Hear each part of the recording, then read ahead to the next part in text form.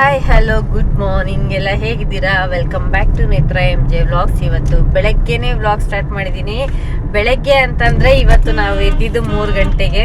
So 3 ಗಂಟೆಗೆ ಎದ್ದು 4:15 ಅಷ್ಟೊತ್ತಿಗೆ ನಾನು ಮಕ್ಕಳದೆಲ್ಲ ಫ್ರೆಶ್ ಅಪ್ ಆಗಿತ್ತು. ನನ್ನ ಹಸ್ಬೆಂಡ್ ರೆಡಿ ಆಗೋಷ್ಟೊತ್ತಿಗೆ ಲೇಟ್ ಆಯಿತು. ಆ್ಯಕ್ಚುಲಿ ಪ್ಲ್ಯಾನ್ ಇದ್ದಿದ್ದು 4 o'clockಗೆ ಮನೆ ಬಿಡಬೇಕು ಅಂತ. ಇವತ್ತು ನಾವು ತಿರುಪತಿಗೆ ಹೋಗ್ತಾ ಇದ್ದೀವಿ. ಅತ್ತೆ ರಾತ್ರಿ ಬಂದರು, ಅವ್ರ ಮಗ ಕರ್ಕೊಂಡು ಬಂದು ಬಿಟ್ಬಿಟ್ಟು ನೈಟ್ ಹೋದರು. ಸೊ ಇವಾಗ ನಾವು ಹೋಗ್ತಾ ಇದ್ದೀವಿ. ನನ್ನ ಎಸ್ಟಿಮೇಟ್ ಇದ್ದಿದ್ದು 4 o'clock ಬಿಟ್ಟು ಬೈ 10:30 ಹಂಗೆ 10:30 ಅಷ್ಟೊತ್ತಿಗೆ ರೀಚ್ ಆಗಬೇಕು ಅಂತ ಇದ್ದಿದ್ದು. ಬಟ್ ಇವಾಗ 5:25 ಆಗಿದೆ ಟೈಮು. ಸೊ ಬೇಗ ಹೋಗಿ ರೀಚ್ ಆಗಬೇಕು. ಯಾಕೆಂದರೆ ನಾವು ಕೆಳಗಡೆ ಫಸ್ಟು ಅಲ್ಮೇಲಮ್ಮನ ದೇವಸ್ಥಾನಕ್ಕೆ ಹೋಗಿ ಅಲ್ಲಿಂದ ಕಲ್ಯಾಣಿಯಲ್ಲಿ ಸ್ನಾನ ಮಾಡಿ ಮತ್ತೆ ಇನ್ನೊಂದ್ಸಲ ವಾರಾಹಿಗೆ ಹೋಗಿ ಅಲ್ಲಿಂದ ನೆಕ್ಸ್ಟ್ ವೆಂಕಟೇಶ್ವರನ ದರ್ಶನ ಅನ್ನೋ ಪ್ಲ್ಯಾನ್ ಇದ್ದಿದ್ದು ನಂದು. ಸೊ ಲಾಸ್ಟ್ ಟೈಮ್ ಹಿಂಗೆ ಆಯಿತು, ಬೇಗನೆ ಬಿಡಬೇಕು ಅಂತ ಅಂದ್ಕೊಂಡು ಹಂಗು ಹಿಂಗು ಮಾಡಿ 5:30 ಸೇಮ್ ಟೈಮಲ್ಲೇ ಬಿಟ್ಟಿದ್ವಿ.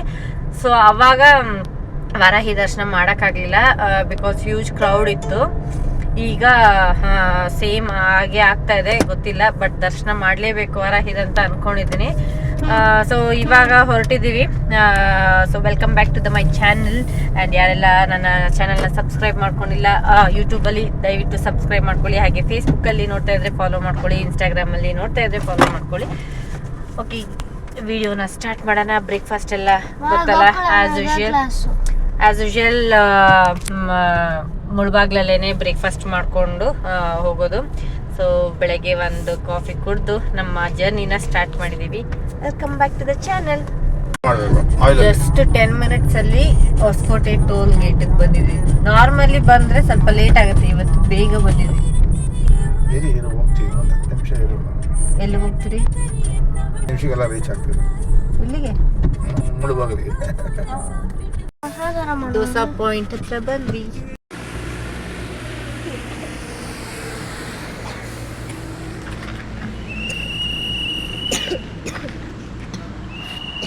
ಮುಳ್ಬಾಗ್ಲು ದೋಸಾ ಪಾಯಿಂಟ್ ಹತ್ರ ಬಂದ್ವಿ. ನಾವು ರೆಗ್ಯುಲರ್ ಆಗಿ ತಿರುಪತಿಗೆ ಹೋಗ್ತಾ ಅಥವಾ ರೋಡಲ್ಲಿ ಹೋಗ್ಬೇಕು ಅಂತಂದರೆ ನಾವು ಮುಳ್ಬಾಗ್ಲು ದೋಸಾ ಪಾಯಿಂಟಲ್ಲೇ ಬ್ರೇಕ್ಫಾಸ್ಟ್ನ ಮಾಡ್ಕೊಳ್ಳೋದು. ಬಿಕಾಸ್ ನನಗೆ ಅಲ್ಲಿ ಊಟ ಸೆಟ್ ಆಗುತ್ತೆ. ಕೆಲವೊಂದು ಕಡೆ ನಮಗೆ ಹೈವೇಲೆಲ್ಲ ಊಟ ಸೆಟ್ ಆಗಲ್ಲ, ಬಟ್ ಇಲ್ಲಿ ನನಗೆ ಊಟ ತುಂಬಾ ಚೆನ್ನಾಗಿ ಇಷ್ಟ ಆಗುತ್ತೆ. ಹಾಗಾಗಿ ಇಲ್ಲೇ ಬಂದ್ವಿ. ಹಾಗೆ ಅತ್ತೆಗೂ ದೋಸೆದು ಟೇಸ್ಟ್ ಮಾಡೋಣ ಅಂತ ಅಂದ್ಕೊಂಡ್ವಿ. ಬಟ್ ಅತ್ತೆ ಇಟ್ಕೊಂಡು ಇಲ್ಲ ನನಗೆ ಇಡ್ಲಿ ಬೇಕು ಅಂತ ಅಂದರು. ಸೊ ಹಾಗೆ ನಾನು ದೋಸೆ ತೊಗೊಂಡಲ್ವ, ಶೇರ್ ಮಾಡಿಕೊಂಡ್ರೆ ಆಗುತ್ತೆ ಅಂದ್ಬಿಟ್ಟು ಅವ್ರಿಗೆ ಒಂದು ಪುಡಿ ಇಡ್ಲಿನ ಇಸ್ಕೊಟ್ವಿ. ಹಾಗೆ ಮಕ್ಕಳಿಗೆ ಪ್ಲೇನ್ ಇಡ್ಲಿ, ಬಿಕಾಸ್ ನನ್ನ ಮಕ್ಕಳಿಗೆ ಸ್ವಲ್ಪ ವಾಮಿಟಿಂಗ್ ಸೆನ್ಸಸ್ ಆಗ್ತಾ ಇರುತ್ತೆ. ಹಾಗಾಗಿ ಮಕ್ಕಳಿಗೆ ಇಡ್ಲಿ ಇಸ್ಕೊಟ್ಟೆ. ಇನ್ನು ನಾನು ಒಂದು ಮುಳ್ಬಾಗ್ಲು ದೋಸೆ ಇಸ್ಕೊಂಡೆ. ನನಗೆ ತುಂಬಾ ಇಷ್ಟ ಆಗುತ್ತೆ. ಯಾಕೆಂದರೆ ಅಲ್ಲಿ ನಂದಿನಿ ತುಪ್ಪ ಉಪಯೋಗಿಸ್ಬಿಟ್ಟೆ ನಮ್ಮ ಮುಂದೆನೇ ಮಾಡಿಕೊಡ್ತಾರೆ. ಬಿಸಿ ಬಿಸಿಯಾಗಿ ಕ್ರಿಸ್ಪಿಯಾಗಿ ಆ ಪಲ್ಯದ ಜೊತೆ ತಿಂತಾ ಇದ್ರೆ ಟೇಸ್ಟೇ ಸೂಪರಾಗಿರುತ್ತೆ. ಯಾರಾದರೂ ಈ ವಿಡಿಯೋ ನೋಡ್ತಾ ಅವರು ತಿರುಪತಿಗೆ ಅಥವಾ ಚಿಂತಾಮಣಿ ರೋಡ್ ಕಡೆ ಏನಾದರೂ ಹೋಗಬೇಕು ಅಂತ ಅಂದ್ಕೊಂಡಿದ್ರೆ ಅಥವಾ ಮುಳ್ಬಾಗ್ಲು ಕಡೆ ಹೋಗಬೇಕು ಅನ್ನೋ ಆಗಿದ್ರೆ ಒಂದ್ಸಲ ಹೋಗಿ ಟೇಸ್ಟ್ ಮಾಡಿ. ನೀವು ಕೂಡ ತುಂಬ ಇಷ್ಟಪಡ್ತೀರಾ. ಅಲ್ಲಿ ಸುಮಾರು ಮುಳ್ಬಾಗ್ಲು ದೋಸಾ ಪಾಯಿಂಟ್ಸ್ ಇದೆ, ಕಾರ್ನರ್ಸ್ ಎಲ್ಲ ಇದೆ. ಬಟ್ ಮುಳ್ಬಾಗ್ಲು ದೋಸಾ ಪಾಯಿಂಟ್ ಅಂತಾನೆ ಮೆನ್ಷನ್ ಆಗಿರೋಂಥ ದೋಸಾ ಪಾಯಿಂಟ್ ಬರುತ್ತೆ. ಮೋಸ್ಟ್ಲಿ ನೀವು ಆನ್ ದ ವೇ ಹೋಗ್ತಾ ಸೆಕೆಂಡ್ ಶಾಪ್ ಇರುತ್ತೆ, ಮುಳ್ಬಾಗ್ಲು ದೋಸಾ ಕಾರ್ನರ್ ಒಂದು, ದೋಸಾ ಪಾಯಿಂಟ್ ಒಂದು, 2 ಇದೆ. ಸೊ ನಾನು ದೋಸಾ ಪಾಯಿಂಟ್ಗೆ ಹೋಗಿ ತೊಗೊಳ್ತೀನಿ. ಸೊ ತುಂಬಾ ಚೆನ್ನಾಗಿರುತ್ತೆ. ನೀವು ಒಂದ್ಸಲ ಟ್ರೈ ಮಾಡಿ, ಸಿಕ್ಕಾಪಟ್ಟೆ ಇಷ್ಟಪಡ್ತೀರಾ. ನನಗಂತೂ ಹೋಪ್ ಇದೆ ನಿಮ್ಗೆ ಇಷ್ಟ ಆಗುತ್ತೆ ಅಂತ. ಸೊ ಇವಾಗ ಬ್ರೇಕ್ಫಾಸ್ಟ್ ಮುಗಿಸ್ಕೊಂಡು ಹೊರಡ್ತಾ ಇದ್ದೀವಿ. ಬ್ರೇಕ್ಫಾಸ್ಟ್ ಆಯಿತು. ದೋಸೆ, ಇಡ್ಲಿ, ಪುಡಿ ಇಡ್ಲಿ ಎಲ್ಲ ತಗೊಂಡು ಕಾಫಿ ಕುಡ್ಕೊಂಡು ಇವಾಗ ಹೋಗ್ತಾ ಇದ್ದೀವಿ. ಅವಾಗಲೇ ಮುಂದ್ಗಡೆ ಕಾಣಿಸ್ತಾ ಇರಲಿಲ್ಲ, ಮಂಜು ಹಂಗೆ ಬೀಳ್ತಾ ಇತ್ತು. ಇವಾಗ ಹೆವಿ ಬಿಸಿಲು. ಅದು ಎಷ್ಟೊತ್ತಿಗೆ 7:15ಗೆ ಹೆವಿ ಬಿಸಿಲು ಸ್ಟಾರ್ಟ್ ಆಗಿದೆ. ಇನ್ನು ಮಧ್ಯಾಹ್ನ 1 ಗಂಟೆ 2 ಗಂಟೆ ಅಷ್ಟೊತ್ತಿಗೆ ಮುಗೀತು ಕತೆ. ಇನ್ನು ಅಲ್ಲಿ ಸ್ಲಿಪ್ಪರ್ ಎಲ್ಲ ಹಾಕಂಗಿಲ್ವಲ್ಲ ದೇವಸ್ಥಾನದ ಹತ್ರ. ರೋಡೆಲ್ಲ ಫುಲ್ ಕಾದು ಚೆನ್ನಾಗಿ ಹೆಂಚು ಥರ ಆಗೋಗಿರುತ್ತೆ. ಅಂದರೆ ಇವಾಗ ಅಷ್ಟೊಂದು ಏನೋ ಬಿಸಿಲಲ್ಲಿ ನಡೆಯೋಷ್ಟಿರಲ್ಲ. ಯಾಕಂದರೆ ಇವಾಗ ನೆರಳಿಗೆಲ್ಲ ಸ್ವಲ್ಪ ಮಾಡಿದ್ದಾರೆ, ಅಲ್ಲೆಲ್ಲ ಏನೇನು ಸೇಫ್ಟಿಗೆಲ್ಲ ಏನು ಮಾಡಬೇಕು ಅದನ್ನೆಲ್ಲ ಮಾಡಿದ್ದಾರೆ. ಬಟ್ ಸ್ಟಿಲ್ ಅಲ್ಲಿಂದ ಒಂಚೂರು ಹೋಗ್ಬೇಕು ಅಂದರೆ 2 ಹೆಜ್ಜೆ ಇಡೋದಕ್ಕಾಗಲ್ಲ, ಅಷ್ಟು ಬಿಸಿ, ಅಷ್ಟು ಕಾವಿರುತ್ತೆ. ತಾರಲ್ವಾ ರೋಡು, ಸೊ ಅಷ್ಟು ಕಾವಿರುತ್ತೆ. ಸೊ ಇವಾಗ ಹೋಗ್ತಾ ಇದ್ದೀವಿ. 7 ಗಂಟೆ, ಮೋಸ್ಟ್ ಪ್ರಾಬಬ್ಲಿ ಇಲ್ಲಿಂದ 4 hours ಇರುತ್ತೆ. ಸೊ ಬೈ 11 ಹಂಗೆ ರೀಚ್ ಆಗ್ತೀವಿ ಅಂತ ಅನ್ಕೊಂಡಿದ್ದೀವಿ. ನಮಗೆ 2 o'clockಗೆ ಟಿಕೆಟ್ ಬುಕ್ ಆಗಿರೋದು. ಸೊ 2 o'clock ಬಿಫೋರು ನಾವು ಒಳಗಡೆಗೆ ಎಂಟ್ರಿ ಕೊಡಬೇಕು. ಸೊ ನನ್ನ ಪ್ಲಾನ್ ಪ್ರಕಾರ 1 ಗಂಟೆ ಅಷ್ಟೊತ್ತಿಗೆ ಎಲ್ಲ ಮುಗಿಸ್ಕೊಂಡು 1 ಗಂಟೆಗೆ ಒಳಗಡೆಗೆ ಹೋಗ್ಬಿಡ್ಬೇಕು ಅಂತ. ಸೊ ಒಳಗಡೆಗೆ ಹೋದ್ರೆ ಒಂದು 3 to 4 hours ಆಗುತ್ತೆ ದರ್ಶನ ಆಗೋಷ್ಟೊತ್ತಿಗೆ. ಸಂಜೆ ಒಂದು 5 to 6 o'clockಗೆ ಆಚೆ ಬರ್ತೀವಿ ಅಂತ ಅನ್ಕೊಂಡಿದ್ದೀವಿ. ನೋಡೋಣ ಏನಾಗುತ್ತೆ. ಹೋಗ್ತಾ ರೋಡ್ ಸೈಡಲ್ಲೇನೆ ಹುಣಸೆ ಹಣ್ಣು, ಮಾವಿನಕಾಯಿ, ಕಡಲೆಕಾಯಿ ಎಲ್ಲನೂ ಮಾರ್ತಾಯಿದ್ರು. ಸೊ ಹುಣಸೆ ಹಣ್ಣು ನಮ್ಮ ಮನೇಲಿ ಸ್ವಲ್ಪ ಇತ್ತು. ಸೊ ಹಾಗೆ ಚೆನ್ನಾಗಿರುತ್ತೆ ಅಂತ ಅಂದ್ಬಿಟ್ಟು ತೊಗೊಳ್ಳೋಣ ಅಂತ ಅಂದ್ಬಿಟ್ಟು ಬಂದ್ವಿ. ಬಟ್ ಇಲ್ಲಿ ಹುಣಸೆ ಹಣ್ಣು ನೋಡಿದ್ಮೇಲೆ ಅತ್ತೆ ಹೇಳಿದ್ರು, ಇಲ್ಲ ಇದು ಹುಣಸೆ ಹಣ್ಣು ಚೆನ್ನಾಗಿಲ್ಲ, ನಾನು ಊರಲ್ಲಿ ತೊಗೊಂಡಿದ್ದೀನಿ, ನಿನಗೆ ನಾನು ಹೋದಾಗ ತೊಗೊಂಡ್ಬಂದು ಕೊಡ್ತೀನಿ, ಇಲ್ಲಿ ತೊಗೊಳ್ಬೇಡ ಅಂತ ಹೇಳಿದ್ರು. ಸರಿ ಅಂತೇಳಿ ಅತ್ತೆಗೆ ಕಡಲೆಕಾಯಿ ಬೇಕು ಅಂತ ಹೇಳಿದ್ರು. ಹಾಗಾಗಿ ಕಡಲೆಕಾಯಿನ ತಗೊಳ್ತಾ ಇದ್ದೀವಿ. ನನಗೆ ಈ ಥರ ಇಷ್ಟ ಅಂದರೆ ಗಾಡಿಯಲ್ಲಿ ಹೋಗ್ಬೇಕಾದ್ರೆ, ಲಾಂಗ್ ಎಲ್ಲ ಹೋಗ್ಬೇಕಾದ್ರೆ ಈ ಥರ ಬಿಸಿ ಬಿಸಿ ಖಾರ ಎಲ್ಲ ತಿನ್ನೋದಕ್ಕೆ. ನನಗೆ ಸ್ವೀಟ್ ಅಷ್ಟು ಇಷ್ಟ ಆಗಲ್ಲ. ಬಟ್ ಈ ಥರ ಬಿಸಿಯಾಗಿ ಬೋಂಡ, ಬಜ್ಜಿ, ಸಮೋಸ, ಕಡಲೆಕಾಯಿ ಮತ್ತು ಏನಾದರೂ ಫ್ರೂಟ್ಸ್ ಅಂದರೆ ಹೊಸದಾಗಿ ಏನಾದರೂ ಡಿಫ್ರೆಂಟಾಗಿ ಫ್ರೂಟ್ಸ್ ಏನಾದರೂ ಇಂಪೋರ್ಟೆಡ್ ಫ್ರೂಟ್ಸ್ ಆ ಥರದ್ದೆಲ್ಲ ನೋಡಿದ್ರೆ ನಾನು ಸ್ವಲ್ಪ ಅದನ್ನೆಲ್ಲ ಇಷ್ಟಪಡ್ತೀನಿ. ಹಾಗಾಗಿ ಅತ್ತೆ ಕಡಲೆಕಾಯಿ ಬೇಕು ಅಂತ ಹೇಳಿದ್ರು, ಬಿಸಿ ಬಿಸಿ. ಸರಿ ತಗೊಳ್ಳೋಣ ಅಂತ ಅಂದ್ಬಿಟ್ಟು ಕಡಲೆಕಾಯಿ ತಗೊಳ್ತಾ ಇದ್ದೀವಿ. ಸುಮಾರು ಜನ ಕೇಳ್ತಾ ಇರ್ತೀರಾ, ಇವರು ನಿಮಗೆ ಯಾವ ಥರ ಅತ್ತೆ ಆಗಬೇಕು ಅಂತೆಲ್ಲ ಕೇಳ್ತಾ ಇರ್ತೀರಾ. ಇವರು ಸ್ವಲ್ಪ ದೂರದ ರಿಲೇಟಿವ್, ಅಂದರೆ ನನಗೆ ಎಕ್ಸಾಕ್ಟಾಗಿ ಯಾವ ಥರ ಬರುತ್ತೆ ಅಂತ ಗೊತ್ತಿಲ್ಲ. ಬಟ್ ಅತ್ತೆ ಆಗಬೇಕು ಅನ್ನೋದು ಮಾತ್ರ ಅಜ್ಜಿ ಹೇಳಿದ್ದಾರೆ. ಸೊ ಹಾಗಾಗಿ ಅತ್ತೆ ಅಷ್ಟೇ. ಆಮೇಲೆ ಸುಮಾರು ಜನ ಕೇಳ್ತಾ ಇದ್ರು, ನಿಮ್ಮ ಊರು ಯಾವುದು, ನೀವು ಮೈಸೂರವರ, ಕೂರ್ಗ್ನವರ, ಬ್ಯಾಂಗ್ಳೂರವರ ಅಂತ. ನಾನು ಬ್ಯಾಂಗ್ಳೂರೇ, ಯಾಕಂದರೆ ನಾನು ಹುಟ್ಟಿ ಬೆಳೆದಿದ್ದೆಲ್ಲನೂ ಬ್ಯಾಂಗ್ಳೂರಲ್ಲೇ. ಹಾಗೆ ಅಪ್ಪ ಕೂಡ ಬ್ಯಾಂಗ್ಳೂರವರೇ, ಹಾಗೆ ಹಸ್ಬೆಂಡ್ ಕೂಡ ಬ್ಯಾಂಗ್ಳೂರವರೇ. ನಾವು ಇವಾಗ ಅಲ್ಮೇಲಮ್ಮ ದೇವಸ್ಥಾನಕ್ಕೆ ರೀಚ್ ಆದ್ವಿ. ಯಾಕೋ ನೋಡಿದ್ರೆ ಸಿಚುವೇಶನ್ನು ಕ್ರೌಡ್ ಇರೋ ಆಗಿದೆ. ಎಷ್ಟೊತ್ತಾಗುತ್ತೋ ಗೊತ್ತಿಲ್ಲ. ಲಾಸ್ಟ್ ಟೈಮ್ ಒಂದು 10 ನಿಮಿಷದಲ್ಲೆಲ್ಲ ದರ್ಶನ ಆಗೋಗ್ಬಿಟ್ಟಿತ್ತು. ಇವತ್ತು ಯಾಕೋ ಕ್ರೌಡ್ ಜಾಸ್ತಿ ಇರೋಂಗಿದೆ. ಹೆಸರು ಹೇಳಲ್ಲ. ಇವಾಗ ನಾವು ಒಳಗಡೆಗೆ ಹೋಗ್ತಾ ಇದ್ದೀವಿ. ಹೆವಿ ಬಿಸಿ ಚುರುಚುರತ್ತು ಇವಾಗಲೇ ಸ್ಟಾರ್ಟು. ಎಷ್ಟು ಟೈಮ್ 9:30, ಕರೆಕ್ಟಾಗಿ 9:30 ಆಗಿದೆ. ಸೊ ಇವಾಗ ನಾವು ದೇವಸ್ಥಾನದ ಹತ್ರ ಬಂದಿದ್ದೀವಿ. ಒಳಗಡೆ ಫೋನ್ಸ್ ಅಲೋಡಿಲ್ಲ. ಸೊ ಹಾಗಾಗಿ ಫೋನುಗಳನ್ನು ಹಾಗೂ ನಮ್ಮ ಪಾದರಕ್ಷೆಗಳನ್ನು ಇಲ್ಲೇ ಬಿಟ್ಟು ಒಳಗಡೆಗೆ ಹೋಗ್ಬಿಡ್ತೀವಿ. ಇಲ್ಲೇ ಬಿಸಿ. ಇನ್ನು ಮೇಲ್ಗಡೆ ಹೋಗೋಷ್ಟಕ್ಕೆ ಮಟ್ಟ ಮಧ್ಯಾಹ್ನ ಎಷ್ಟು ಬಿಸಿ ಇರುತ್ತೋ ಗೊತ್ತಿಲ್ಲ, ನೋಡೋಣ. ಹೊರಗೆ ಹೋಗಿದ್ದು ಇವಾಗ 10:40ಕ್ಕೆ ಆಚೆ ಬಂದಿದ್ದೀವಿ. ಬೆಳಗ್ಗೆ 9:30ಗೆ ಹೋಗಿದ್ದು ದರ್ಶನಕ್ಕೆ ನಿಂತ್ಕೊಳ್ಳೋದಕ್ಕೆ. ಇವಾಗ 10:40 ಆಗಿದೆ ಟೈಮು. ಇವಾಗ ಆಚೆ ಬಂದಿದ್ದೀರಿ. ಲಾಸ್ಟ್ ಟೈಮ್ ಬಂದಾಗ 10 ನಿಮಿಷಕ್ಕೆಲ್ಲ ದರ್ಶನ ಆಗಿತ್ತು. ಬಟ್ ಈ ಸಲ ಸಮ್ಮರ್ ಹಾಲಿಡೇಸ್ ಇದೆ, ಎಲ್ಲ ಹಾಲಿಡೇಸ್ಗೆಲ್ಲ ಬಂದ್ಬಿಟ್ಟಿದ್ದಾರೆ. ಸಿಕ್ಕಾಪಟ್ಟೆ ಕ್ರೌಡ್ ಇತ್ತು. ನಾವು 200 ರೂಪೀಸ್ ಟಿಕೆಟ್ ತೊಗೊಂಡು ಹೋಗಿದ್ವಿ, VIP ಟಿಕೆಟ್. ಹಾಗೆ 50 ರೂಪೀಸ್ ಕೂಡ ಇತ್ತು. ನಾವು 200 ರೂಪೀಸಲ್ಲಿ ಖಾಲಿ ಇರುತ್ತೆ ಅಂತ ಅಂದ್ಬಿಟ್ಟು 200 ರೂಪೀಸ್ ಟಿಕೆಟಲ್ಲಿ ಹೋದ್ವಿ. ಸೊ ಬರೋಷ್ಟಕ್ಕೆ ಇಷ್ಟೊತ್ತಾಯಿತು. ಇನ್ನು ಫ್ರೀ ದರ್ಶನ ಅಂತೂ ಇನ್ನೂ ಲೇಟ್ ಆಗಿರ್ತಾಯಿತ್ತು. ಇನ್ನು ಅಲ್ಲಿ ಲೇಟ್ ಆಯಿತು ಅಂತಂದರೆ ಅಲ್ಲಿ ನಮಗೆ 2 o'clock ಒಳಗಡೆಗೆ ಹೋಗ್ಬೇಕಲ್ವ. ಸೊ ಅಲ್ಲಿ ಲೇಟ್ ಆಗುತ್ತೆ ಅಂತ ನಾವು 200 ರೂಪೀಸ್ ಟಿಕೆಟ್ ತೊಗೊಂಡು ಹೋಗಿ ಬಂದ್ವಿ. ಸೊ ಇನ್ನು ಬ್ರೇಕ್ಫಾಸ್ಟ್ ಎಲ್ಲ ಬೆಳಗ್ಗೆನೇ ಆಗಿರೋದ್ರಿಂದ ಅಲ್ಲಿ ದೇವಸ್ಥಾನದಲ್ಲಿ ಕೂಡ ಸ್ವಲ್ಪ ಪ್ರಸಾದ ಕೊಟ್ಟರು, ಎಲ್ಲ ತಿನ್ಕೊಂಡು ಹೋಗ್ತಾ ಇದೀವಿ. ನನಗೆ ಯಾಕೋ ಕಾಫ್ ಆಗಿಬಿಟ್ಟು ನನಗೇನು ಟೇಸ್ಟೇ ಗೊತ್ತಾಗ್ತಾ ಇಲ್ಲ. ಬೆಳಗ್ಗೆಯಿಂದ ಏನು ತಿಂದ್ರು ಏನು ಕುಡಿದ್ರು ಕಹಿ ಅಂತಲೇ ಆಗ್ತಾ ಇದೆ.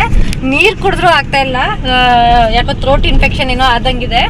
ಸೊ ಇವಾಗ ನಾವು ಸೀದಾ ಬೆಟ್ಟಕ್ಕೆ ಹೋಗ್ತಾ ಇದ್ದೀವಿ. ಸೊ ಇವಾಗ ಅಲ್ಲೋಗಿ ಪುಷ್ಕರಣಿಯಲ್ಲಿ ಸ್ನಾನ ಮಾಡಿಕೊಂಡು, ನೋಡಿ ಎಷ್ಟು ಚೆನ್ನಾಗಿ ಕಾಣಿಸ್ತಾ ಇದೆ ಮುಂದ್ಗಡೆ. ಅದು ಹೇಳ್ತಾರಲ್ವಾ ವೆಂಕಟೇಶ್ವರ ಮಲ್ಗಿರೋ ಥರ ಇದೆ ಅಂತ, ಇದೇ ಅದು ಕಾಣಿಸ್ತಾ ಇದೆ ಸರಿಯಾಗಿ. ಎಲ್ಲಿ ಗೋಪುರ? ಅಲ್ಲಿ ನೋಡಿ, ಅಲ್ಲಿ ಗೋಪುರ ಕಾಣಿಸ್ತಾ ಇದೆ ದೇವಸ್ಥಾನದ್ದು. ಇಲ್ಲಿಂದ ಗೋಪುರಗಳು 7 ಬೆಟ್ಟ ಇಲ್ಲಿಂದ ಕಾಣಿಸೋದು. ಇವಾಗ ದೇವಸ್ಥಾನಕ್ಕೆ ಹೋಗಿ ದರ್ಶನ ಮಾಡ್ಕೊಂಡ್ ಬರ್ಬೇಕು. ಅಲ್ಲೂ ಕೂಡ ಫೋನ್ ಇರಲ್ಲ. ಸೊ ಆದಷ್ಟು ನನಗೆ ಎಷ್ಟು ಕ್ಯಾಪ್ಚರ್ ಮಾಡಕ್ ಸಾಧ್ಯನೋ ಅಷ್ಟನ್ನ ಮಾಡಿರ್ತೀನಿ. ಈಗ ತಿರುಪತಿಗೆ ಎಂಟ್ರೆನ್ಸ್.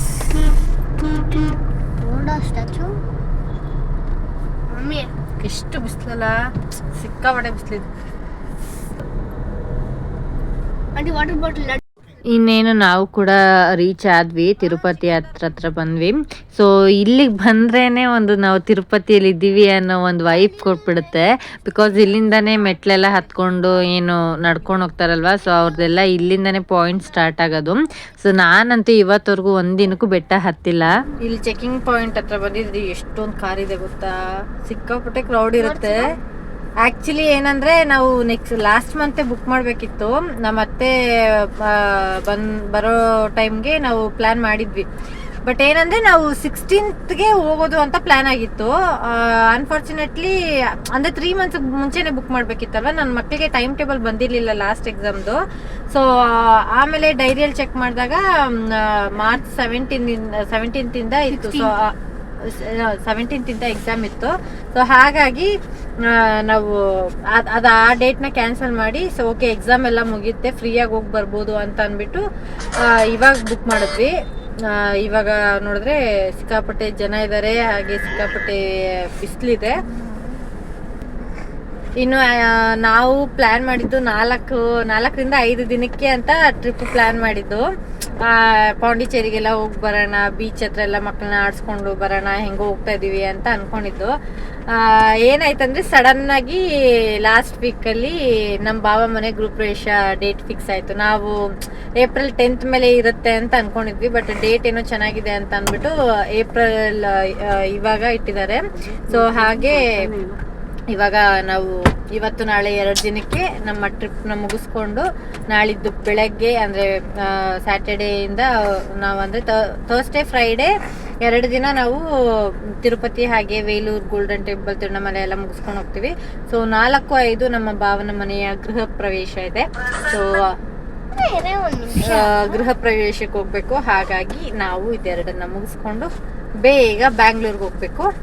ಸತೀಶ್ ಅವರ ಸ್ವಂತ ಅಣ್ಣನ ಮನೆಗೆ ಗೃಹ ಪ್ರವೇಶ ಇರೋದು. ಸೊ ಮಿಸ್ ಮಾಡೋಕ್ಕಾಗಲ್ಲ, ಹಾಗಾಗಿ ಹೋಗಲೇಬೇಕು.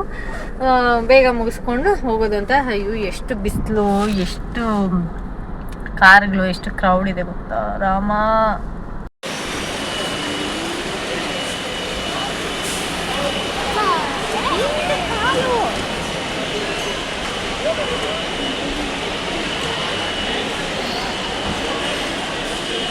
ನಾವು ಚೆಕಿಂಗ್ ಪಾಯಿಂಟ್ ಕ್ರಾಸ್ ಮಾಡ್ಕೊಂಡು ಬಂದ್ವಿ. ಅಲ್ಲಿ ಚೆಕಿಂಗ್ ಪಾಯಿಂಟ್ ಏನೋ ಸ್ವಲ್ಪ ಪ್ರಾಬ್ಲಮ್ ಆಗೋಗಿತ್ತು ಅಂತ ಅಂದ್ಬಿಟ್ಟು ನಮ್ಮನ್ನ ಚೆಕ್ ಎಲ್ಲ ಏನು ಮಾಡಿಲ್ಲ. ಸೊ ನಾವು ಹಾಗೆ ಬಂದು ಅಲ್ಲಿ ಕಾರ್ ವೆಯ್ಟ್ ಮಾಡ್ತಾ ಇದ್ದೀವಿ. ಕಾರ್ ಚೆಕಿಂಗ್ ಮುಗಿಸ್ಕೊಳ್ಬೇಕು. ಇಲ್ಲಿಂದನೇ ನಿಮಗೆ ಪ್ಲಾಸ್ಟಿಕ್ ಬಾಟಲ್ಸ್ನ ಅಲೋ ಮಾಡಲ್ಲ, ಪ್ಲಾಸ್ಟಿಕ್ ಐಟಮ್ಸ್ ಯಾವುದೇ ಇದ್ರೂ ಅಲೋ ಮಾಡಲ್ಲ. ಹಾಗೆ ನೀವೇನಾದರೂ ಮಕ್ಕಳಿದ್ದಾರೆ ಅಂತ ಅಂದರೆ ಮಿನಿ ಸ್ಟವ್ಸ್ ಎಲ್ಲ ಕ್ಯಾರಿ ಮಾಡ್ತಾರೆ ಕೆಲವೊಬ್ರು, ಹಾಗೆ ಶಾರ್ಪ್ ಆಬ್ಜೆಕ್ಟ್ಸ್ ಎಲ್ಲ ಕ್ಯಾರಿ ಮಾಡ್ತಾರೆ. ಅದನ್ನ ಯಾವುದನ್ನು ಅಲೋ ಮಾಡಲ್ಲ, ಅದನ್ನೆಲ್ಲ ಅಲ್ಲೇ ಕೊಟ್ಬಿಡ್ಬೇಕು. ಸೊ ತುಂಬ ಜನ ಮಕ್ಕಳಿಗೆ ಅಂತ ಅಂದ್ಬಿಟ್ಟು ತುಂಬ ಐಟಮ್ಸ್ನೆಲ್ಲ ಎತ್ಕೊಂಡು ಹೋಗ್ತಾರೆ. ಸೊ ಒಂದ್ಸಲ ನೀವು ಹೋಗೋಕ್ಕೆ ಮುಂಚೆ ಎಲ್ಲನೂ ಚೆಕ್ ಮಾಡ್ಕೊಂಡು ಹೋಗಿ.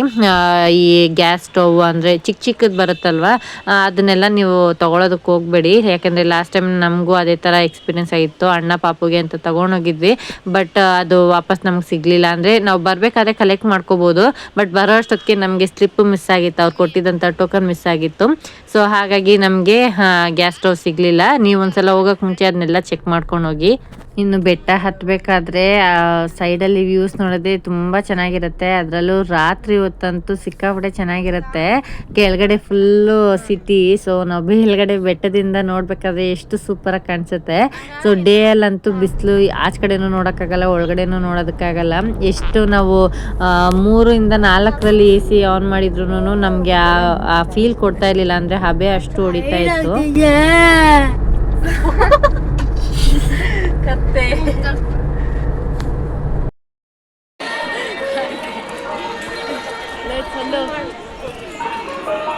ಇಲ್ಲಿ ನೋಡಿ, ಇದೆಲ್ಲ ಇವಾಗ ಮಾಡಿ ಅದು ಹೊಸದಾಗಿ.